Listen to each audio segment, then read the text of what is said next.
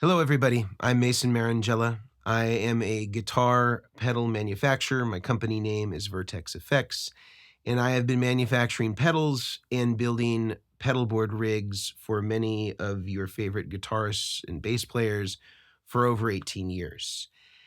And today I'm going to talk to you about something that is very near and dear to my heart, which is a pedal that doesn't get enough love, but every one of us, and I mean every one of us, needs one.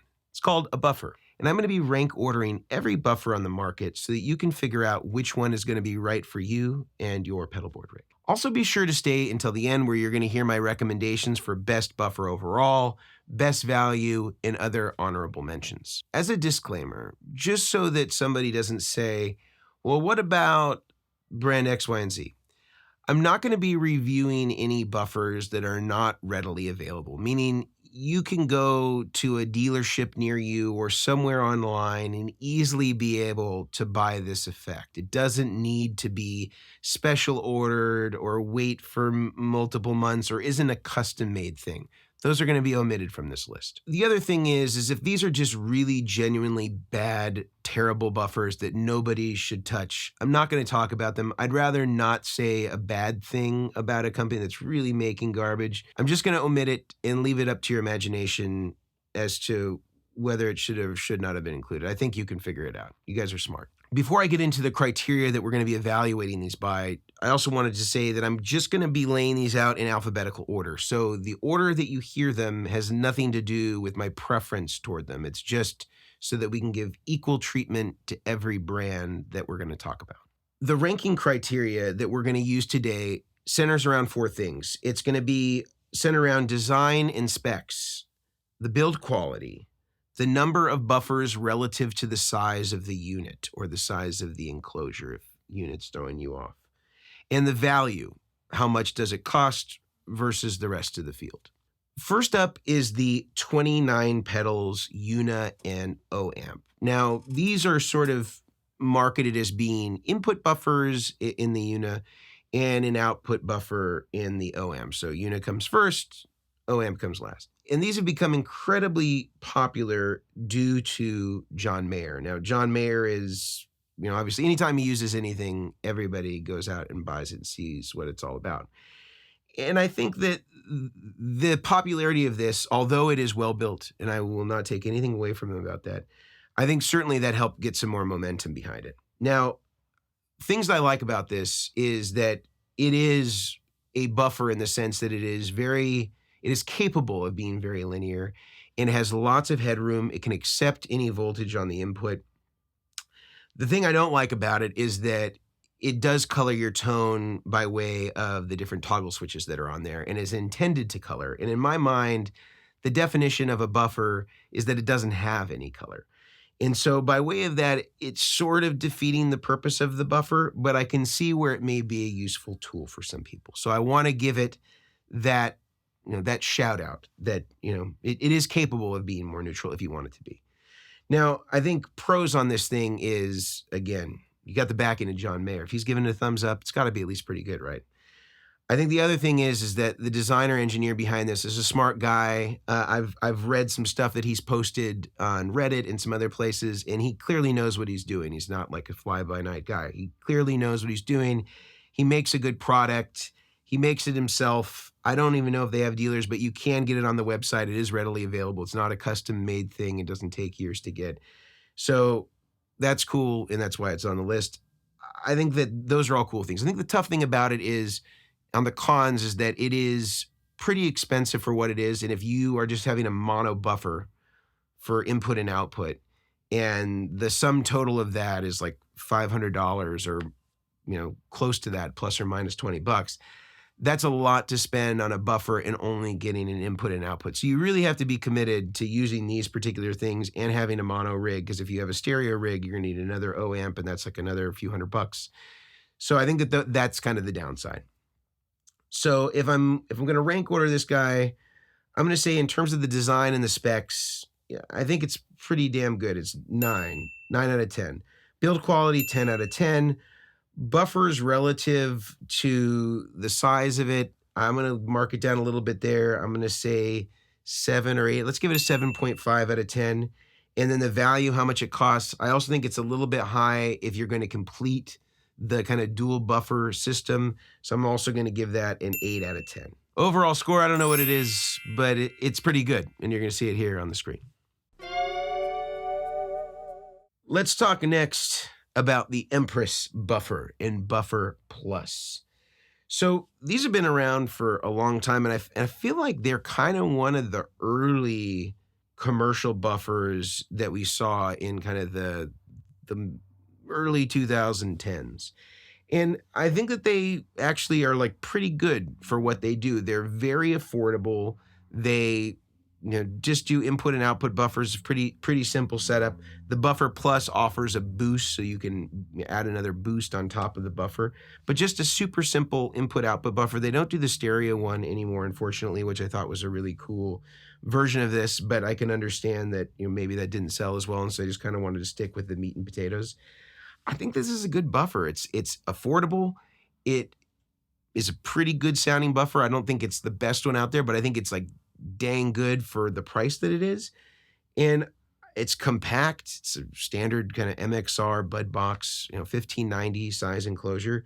I kind of think on those metrics for the money that it is, it kind of can't be beat. If you're just like somebody that blew all their money on the fancy new boutique overdrives and you're just like, I just got a little bit of money left for my buffer and I want to get something that's not garbage, this could be a really good pick for you because it has 2 buffers in one. That's kind of does it all for you. And if you need a boost, you can add that on for a little bit more money. I kind of like what's going on here with the EMPRESS. And as far as cons are concerned, I think the only con is that it's just you have to have a mono rig. If you had a stereo rig, you'd have to get another separate buffer. It doesn't have anything for an effects loop, but most people are not using effects loop. Most people aren't using stereo. Most people aren't using wet, dry, wet. So this is going to kind of solve the problem for most people. So I'm going to say design and specs wise, they're smart guys over there. They're Canadians. They went to school. They learned about this stuff.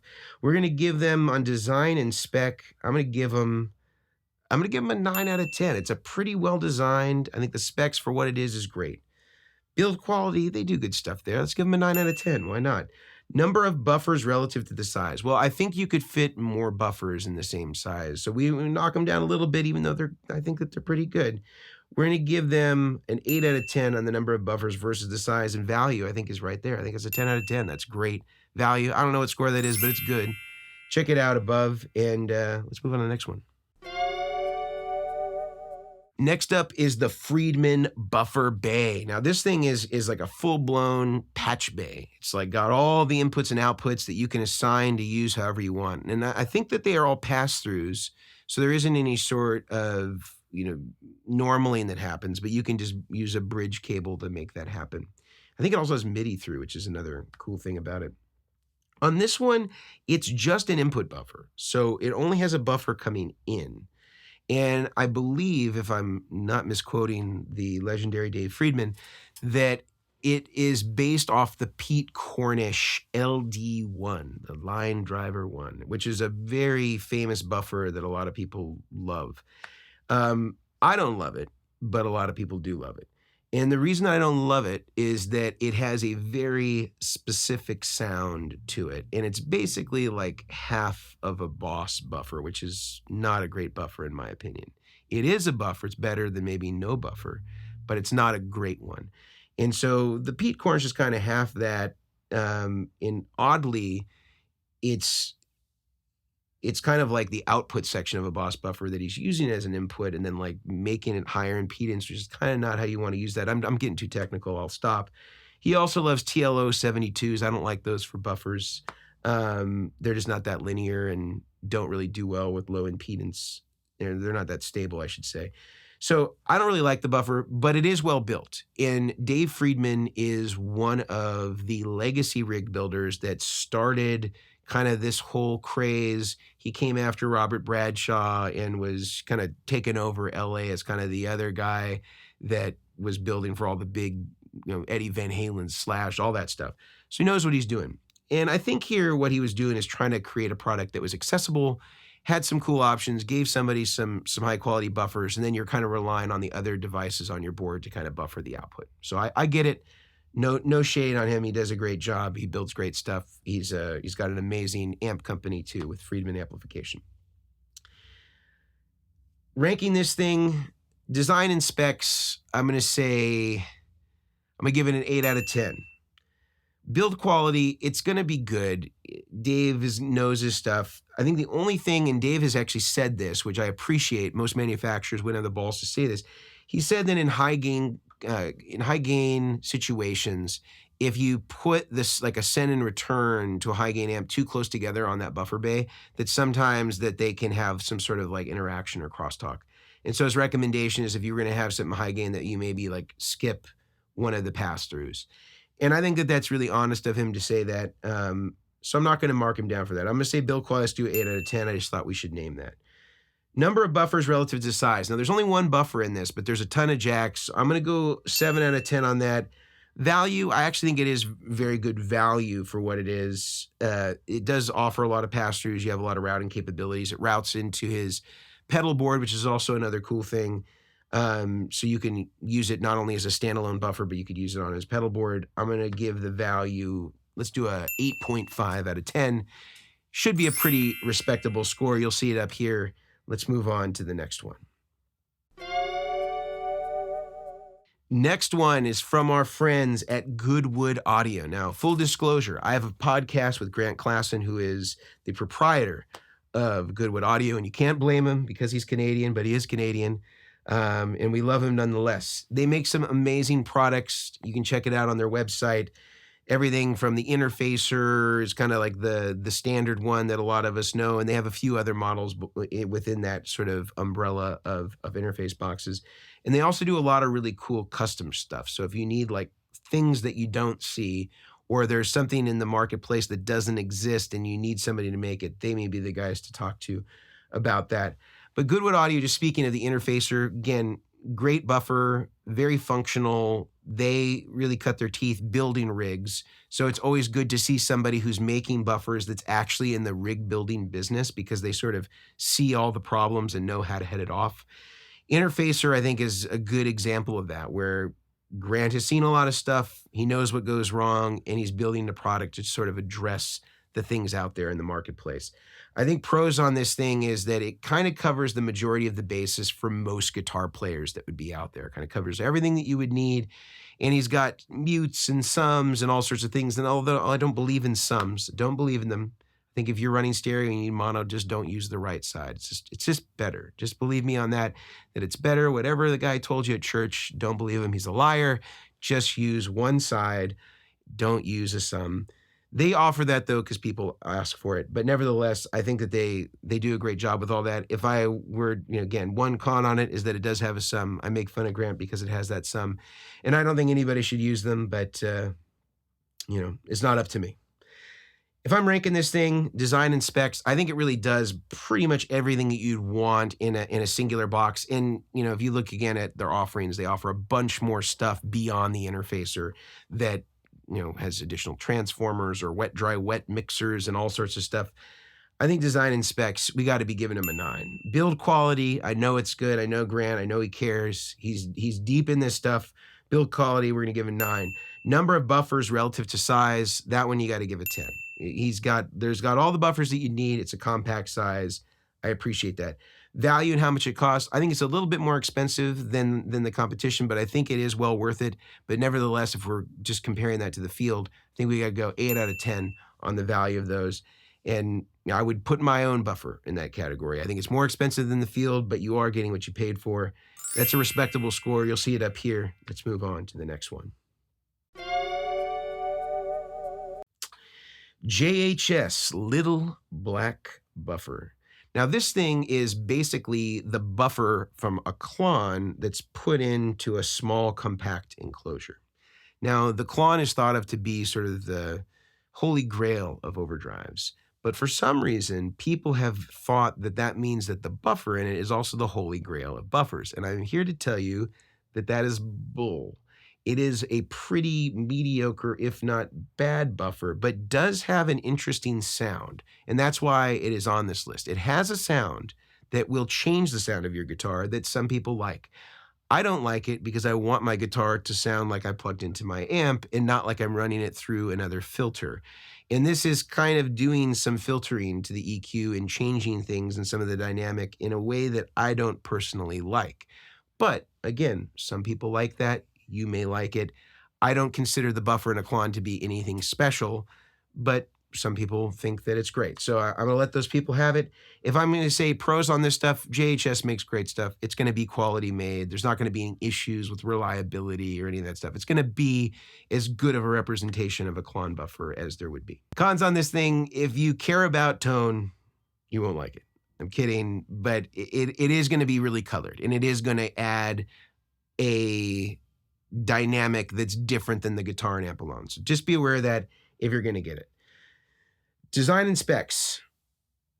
I mean, it's going to be designed well, even if it's after something that I don't think is that good. So I still think like we have to give it to them on design. It's good, but specs. The specs on this thing is 1 meg and I think 100 ohm output, but it's like that TLO72 doesn't like running 100 ohms on the output. I think like 1K is the most or the lowest that it wants to see in terms of output impedance. So you're kind of, you're playing with fire on that. I'm going to give it an 8 on that.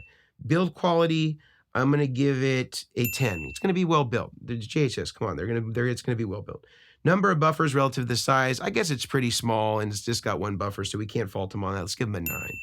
Value, how much it costs, I do think it's a good deal. I think we got to give them a 9 out of that. It's 1 buffer, so you would still need 2 of them, but even so, I think it's still, even if you doubled the price of it, it's still a pretty affordable thing. So let's give it a 9. I think it's a pretty respectable score, as much crap as I talked about it. You'll see it here. Next up is the LEHLE Sunday Driver, and old Burkhard LEHLE was the one that designed this. These have been around for a while in different incarnations, and it has like a little pot that looks like a little wheel that can boost it. These are actually really good. This is probably one of the more efficient single buffers that's out there. The specs, as I remember, was a little high compared to like normal, and I think there may even be an impedance selector switch so you could have a more unloaded input impedance if you wanted, or if you were using like a piezo or you just wanted it to sound brighter. The standard for all buffers is 1 meg, so I generally say that's where we should live. Output impedance on this I remember being super low, so it's certainly a good unit, good device. LEHLE Sunday Driver I think is, I mean, all their stuff is like rock solid, right? It's like just built like a tank. So pros on this thing, it's built by LEHLE, it's going to be great. I think that it is going to be transparent. It's going to have a lot of headroom. These are all things that we want. These are words we want to hear when we're talking about buffers, and I think LEHLE delivers on that. On the con side, I think it's big for being a single buffer, and if you were trying to treat an entire pedal board with an input and output, it would be kind of big for that, and would be kind of expensive for that in terms of the value. But boy, it's still a good buffer. I can't fault it for that. Design and specs, I think it's a great unit. I think it's 10 out of 10. Build quality, 10 out of 10. Number of buffers relative to the size, I think that's 7 out of 10. It could be smaller. It's a little bit tough to use on a pedal board, and you have to figure out how to fit 2 of them and power 2 of them. It's just kind of a pain. Value also knocked down a little bit. They're pretty expensive, especially if you consider you have to get 2 of them in order to have your pedal board complete. And it goes 7 out of 10 on that, but it's still a very respectable score. Let's go on to the next one. Next one, MESA BOOGIE Highwire. I have been singing the praises of the Highwire since it released. You can find videos of me, probably, what do you think, Nico? 5 years, at least 5 years ago. We're talking about this all the way back then when it came out. Designed by Mario Marino from Axis Electronics, one of the geniuses that had one of the best commercial buffers ever made, the Axis BS2. Very, very popular, used by everybody back in the day. He designed this very, very smart, simple, input buffer, output buffer, tuner out, boost built on board, compensation for different pickups. He just kind of thought of everything, put it into a compact unit. Very, very smart design. I absolutely love this thing. Pros on this, it's kind of got everything you need for a mono rig. It's pretty much ready to go. It is affordable for what it offers. You know, MESA BOOGIE is under the Gibson umbrella now. I don't know if that's changed things, but before they took it over, it was great and there was no issues whatsoever. So I'm hoping that Gibson still maintain that in their takeover. But assuming that that's true, it's a great unit. I think only downside again is like if you have an effects loop amp or you want to run a wet, dry, wet rig, or you want to have an audition loop. It doesn't do any of that. It's very simple. It's very specific, but the things it does great. So design and specs, assuming that it's still like Mario intended, 10 out of 10. Build quality, 10 out of 10. Number of buffers relative to size, 10 out of 10. Value, it's a little bit more expensive than the norm. I'm gonna go 8 out of 10 on that. Very respectable score. Love this device. Next up, MXR MC406 CAE buffer. Boy, that's a lot of letters, numbers.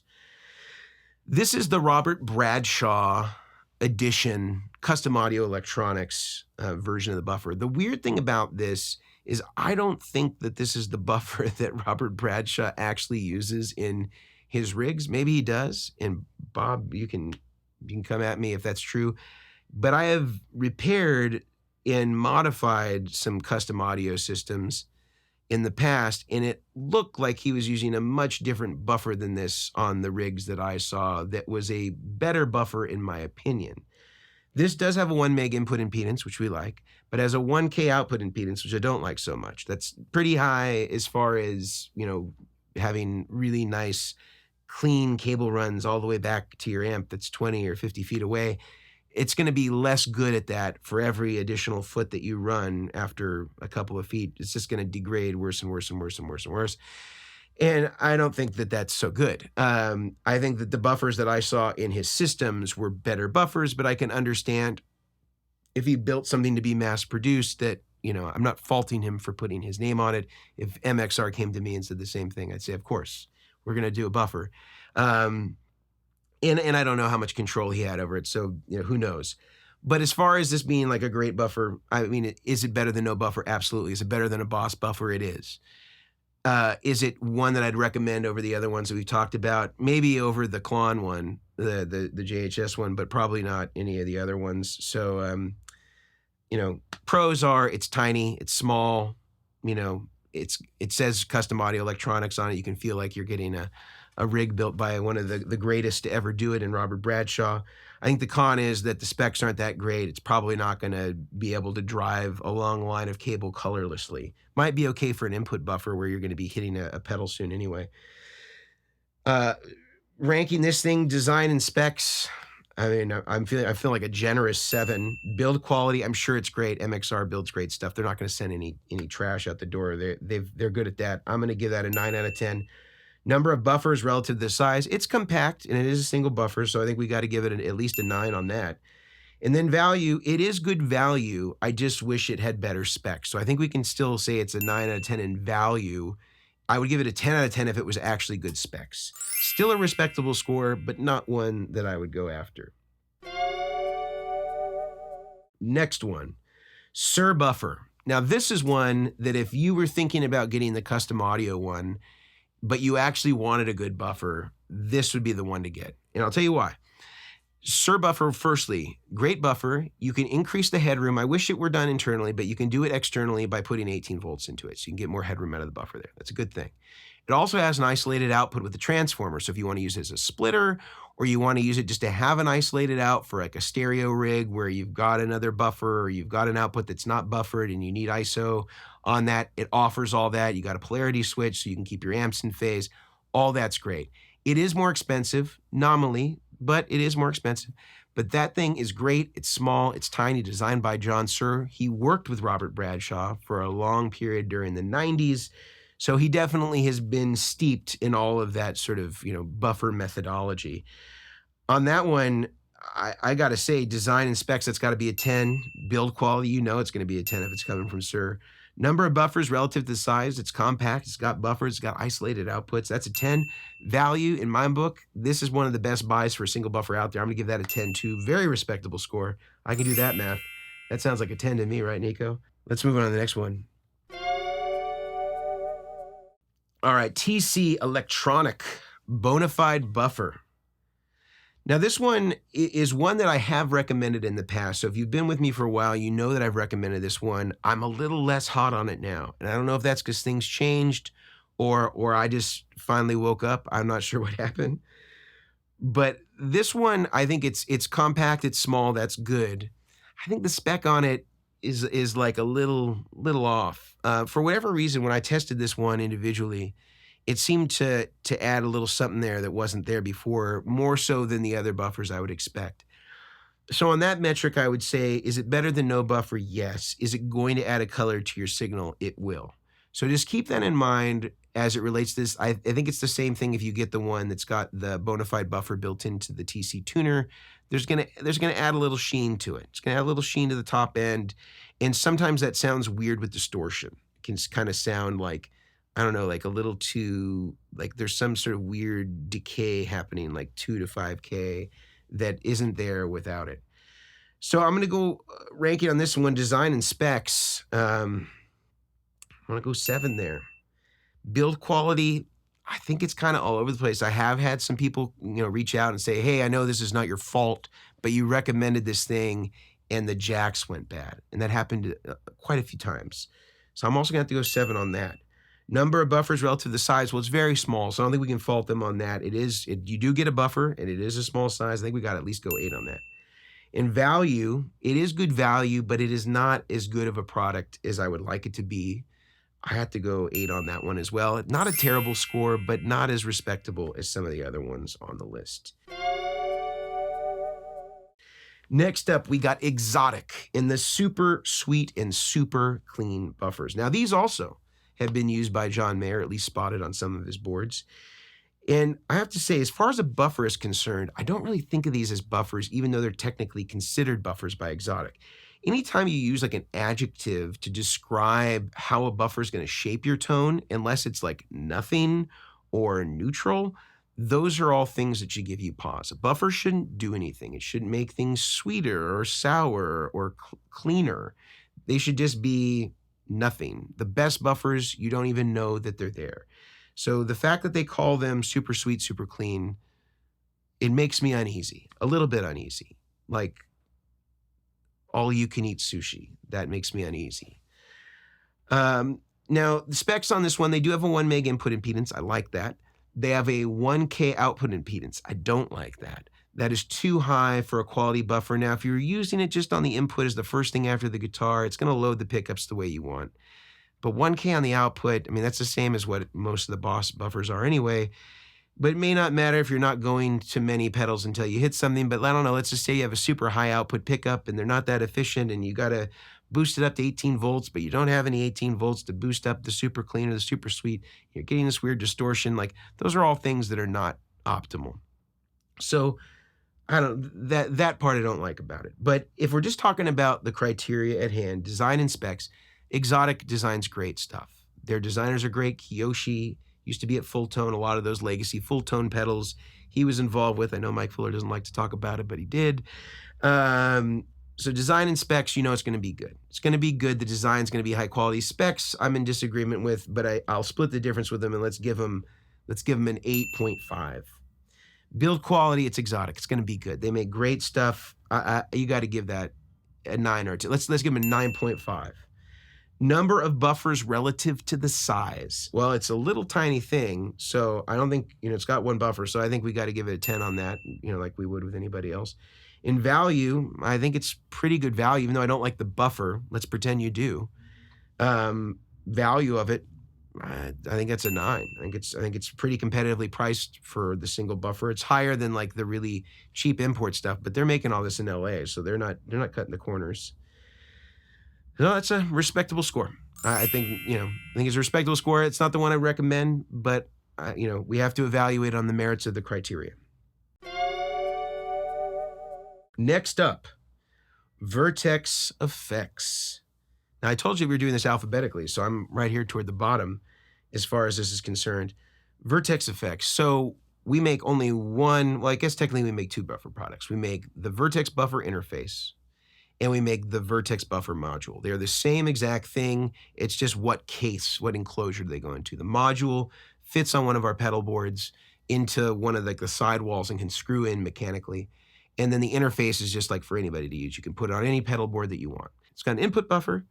It's got 2 output buffers. One is isolated. And it's got another output buffer on the return. So it has 4 total buffers. 1 input, 3 output, and then has a passive send. And can pretty much be wired any way that you want. It can be wired for mono, stereo, wet, dry, wet, 5-cable method, 4-cable method. You can use a bridge cable and have all of your effects in the effects loop run in front of the amp, both in mono and in stereo. And pretty much anything that you want to do, you could do with it. It's got a QR code. You can scan it, and it'll show you all the different wiring diagrams and how to wire it up with all the different pedals that you might have. So it's pretty handy and kind of unique in the marketplace in the fact that you can scan it and figure all that stuff out. And we're always adding new diagrams all the time. This is going to be a very biased ranking system. I'm trying to think of like what negative feedback people have given me about the buffer interface. Okay, I'll give you a negative. I'll give you a con on ours. I think the first version that we put out had something similar to what Dave Friedman said, whereas if you ran super high gain and you ran 2 jacks next to each other, you could have some weird coupling issues. And we resolved that in subsequent ones. And I think anytime anybody's ever said that to us, we've just swapped the boards, you know, because the boards are just easy to change. But it was weird that it was on some and not others. We haven't had that problem since we did a board revision, and it's been fine. And I've tested it with all the high gain stuff. I have Soldanos and all that stuff, and so it's all cool now. That would be my only con if I were going to, you know, crap talk my own products. But again, just brace yourself. Bias review, design and specs. I was designing rigs for almost 15 years before this thing came out. So it had a lot of revisions that it went to before it ever went to the market publicly. So design and specs, I got to give it a 10. Build quality, also got to give it a 10. Number of buffers relative to the size, I got to give it a 10. I got 4 buffers in there. I got you input buffer and 3 output buffers. And one of them's got an isolated output, polarity switch, all the stuff that you want. Value, how much it costs. It's maybe slightly higher than some of the other ones, but if you broke it down on a per buffer, you know, price, you got 4 buffers at $250. You do the math, but it's not a lot per buffer. What's that, Nico, per buffer? What's 4 divided by 250? Quick. It's like $60. I don't know, something like that. Anyway, we'll have it here on screen. So pretty good deal when you break it down in that way. So we're gonna give it a 10 out of 10 anyway, and you can fry me in the comments for giving it too good of a rating. That was all of the buffers that we're going to talk about today. And this isn't a sponsored video. I just think it's valuable to sort of have these lists to evaluate things sort of in relativity to each other and have somebody who's used all of them speaking honestly about the application, who's actually in the world of applying them to pedal boards. So I will have links for all of these in the description. If you're interested in buying any of them, I will get a small commission. But I want to talk to you about what I think is the best one, which you probably already guessed, the best value, and honorable mentions. Best one, of course, I'm going to pick my own. I do think it is the best one out of all of them. And I think you will too if you actually try it and you care about neutrality. If you want color, don't buy mine because it doesn't have any color. The best value of all the ones that are out here, I think either has to go to MESA Boogie or SUHR. They're probably, when you tally them up to get enough buffers to equal what we are, they're more expensive. But I think for what they do, they're really great. And for many of you, you may just want 1 buffer or just need a splitter or just need a dual buffer system, and the MESA Boogie one's more your speed. I don't know. Those are both really good. And I think honorable mentions, I'm going to go away from this list and talk about Axis Electronics. Now, Axis Electronics, and Mario was the guy that made the BS2 and made the MESA Boogie Highwire.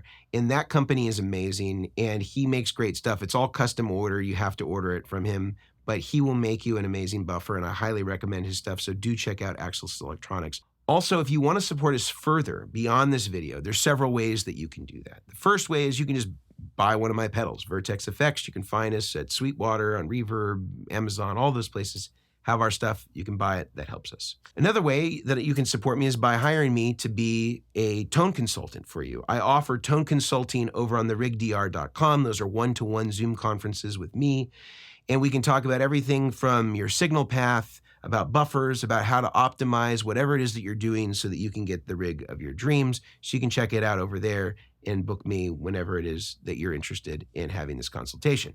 Also, we have a Patreon for a lot of like-minded folks that are into gear, into buffers, into wet, dry, wet rigs, into session musicians, and guitar tones. Go over there. You can get a free account. Again, doesn't cost you anything to join. And then we have other upgraded memberships if you want early access, live Q&As, and things of that nature. Also, I just launched a brand new masterclass talking about effects pedal order and signal path, and it's going for 50% off at the moment. So if you're interested in checking out more about what that is, head over to the link in the description. It's over on Teachable. And lastly, if you see some of the sick merch that I've been wearing today, if you're interested in cool old rack gear or just funny, quirky t-shirts that all have to do with tone, I think you're going to find something there that you like. You can check that out in the description. That's through Fourth Wall. There might even be some cool pictures beneath this particular video where you might be able to directly click to links to get this. So do check that out if you have a second. And until next time, I am Mason Marangella from Vertex Effects. Thank you for watching. Thanks for being here. We'll see you next time.